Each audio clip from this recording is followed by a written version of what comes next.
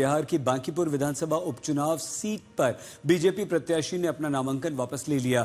BJP के अभिषेक कुमार ने कल ही नामांकन भरा था, लेकिन अब पारिवारिक कारण से नामांकन वापस लेने की बात कही। सबसे बड़ी बात, कल ही नामांकन से पहले अभिषेक ने अपने परिवार का आशीर्वाद लिया था, जो कि बहुत खुश और भावुक नजर आया। बीजेपी ने अब नीरज सिन्हा को अपना उम्मीदवार बनाया है। बीजेपी अध्यक्ष नितिन नवीन के इस्तीफे के बाद ये सीट खाली हुई है, जिससे जन स्वराज पार्टी के संयोजक प्रशांत किशोर भी चुनाव लड़ने का ऐलान कर चुके हैं। अब इस पर जमकर राजनीति हो रही है।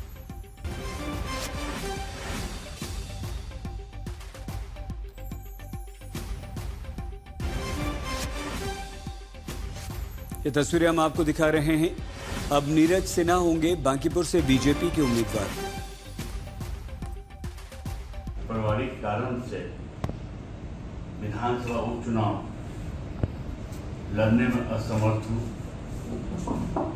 मैं कार्यकर्ता के नाते निष्ठापूर्वक सेवा देते रहूँगा।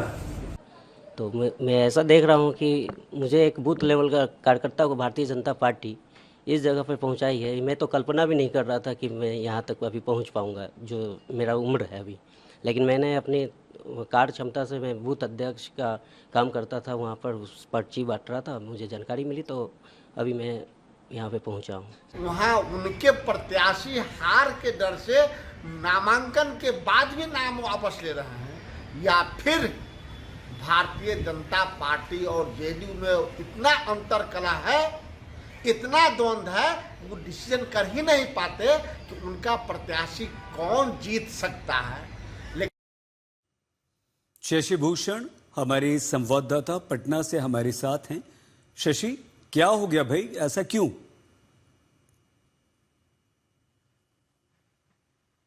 देखिए, सवाल का जवाब हम भी तलाशने की कोशिश कर रहे हैं सही जी कि आखिर क्या हुआ कि कल ही भारतीय जनता पार्टी के उम्मीदवार के तौर पे अभिषेक सिन्हा बंटी ने नामांकन किया था और आज उन्होंने अचानक से प्रदेश अध्यक्ष को जाकर के एक चिट्ठी सौंपी और कहा कि पारिवारिक कारणों से वो चुनाव नहीं लड़ना चाहते हैं।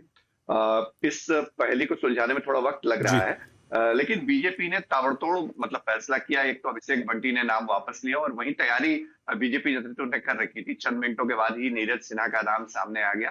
नीरज सिन्हा भी एक सामान्य कार्यकर्ता है जैसे अभिषेक बंटी रहे हैं। फर्क इतना है कि नीरज सिन्हा की उम्र कम है और वो अविवाहित है।